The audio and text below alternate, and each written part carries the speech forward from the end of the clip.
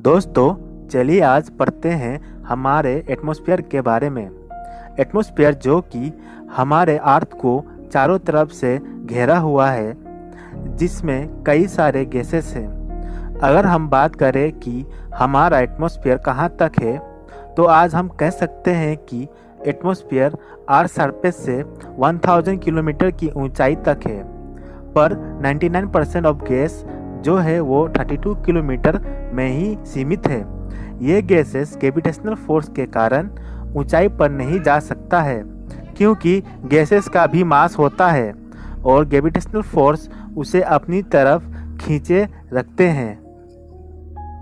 Gases in atmosphere: nitrogen 78%, oxygen 20.95%, argon 0.93%, carbon dioxide 0.04%, neon 0.0018%, helium 0.005%, ozone 0.0006%, hydrogen 0.0005% है। Carbon dioxide बहुत ही कम मात्रा में पाया जाता है और कार्बन डाइऑक्साइड बहुत ही महत्वपूर्ण रोल प्ले करता है। कार्बन डाइऑक्साइड जो कि हीट को एब्जॉर्ब करके एटमॉस्फेयर को गर्म रखने में मदद करता है और हमारे अर्थ को हीट करके बैलेंस रखता है। एटमॉस्फेयर में वाटर वेपर है जो कि वेदर को मेंटेन रखता है। वाटर वेपर के वजह से ही वर्षा होती है और क्लाउड फॉर्म होती है, और ये ही हाइड्रोलॉजिकल साइकिल को भी मेंटेन करती है।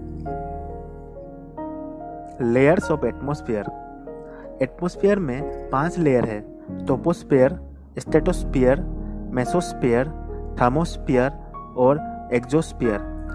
तो चलिए एक एक कर सबके बारे में पढ़ते हैं। पहला नंबर पर है ट्रोपोस्फेयर। ट्रोपोस्फेयर जो पहला लेयर है एटमॉस्फेयर का, जो कि अर्थ की सतह से 18 किलोमीटर की ऊंचाई तक है और 8 किलोमीटर है पोल में। इस लेयर में टेम्परेचर तापमान कम होने लगता है जब आप ऊंचाई पर जाने लगोगे, और इस लेयर में 90% गैस है और क्लाउड और वेदर चेंज इसी लेयर में होता है। इस लेयर में जब टेम्परेचर कम होना बंद कर देता है, उस जगह को ट्रोपोस्फियर कहते हैं। दूसरे नंबर पर है स्ट्रेटोस्फेयर, जो कि ट्रोपोस्फियर लेयर से 50 किलोमीटर की ऊंचाई तक है। इस लेयर में टेम्परेचर ज़्यादा होता है क्योंकि यहाँ अल्ट्रावायलेट रेडिएशन जो कि सन से आता है उससे ओजोन लेयर एब्जॉर्ब कर लेता है। इस लेयर में ही ओजोन लेयर है। इस लेयर का टेम्परेचर 4 डिग्री सेल्सियस है। इस लेयर में क्लाउड या कोई सा भी वेदर फेनोमेना नहीं होती है और ये बहुत ही अच्छा लेयर है जेट प्लेन के उड़ने के लिए। तीसरा लेयर है मेसोस्फेयर। मेसोस्फेयर जो कि स्ट्रेटोस्फेयर से भी ऊंचाई पर है। इसकी ऊंचाई है 80 किलोमीटर फ्रॉम स्ट्रेटोस्फेयर। इस लेयर का टेम्परेचर है -90 डिग्री सेल्सियस। इस लेयर में ज़्यादा कुछ नहीं है कहने के लिए।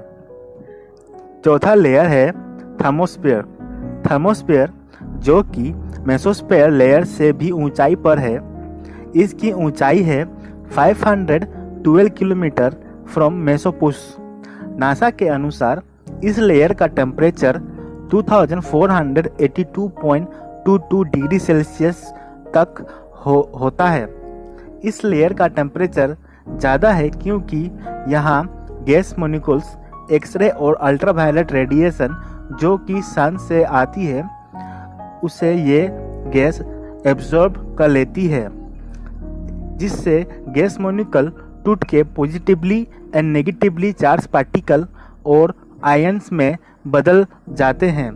इस लेयर को आयोनोस्फीयर भी कहा जाता है। Electrically charge gas molecules thermosphere का रेडियो वेव को रिफ्लेक्ट करते हैं, जिससे लॉन्ग डिस्टेंस कम्युनिकेशन करने में आसानी होती है। थर्मोस्फीयर हमें मेटेओराइड्स और एब्सोल्यूट सैटेलाइट से बचाते हैं।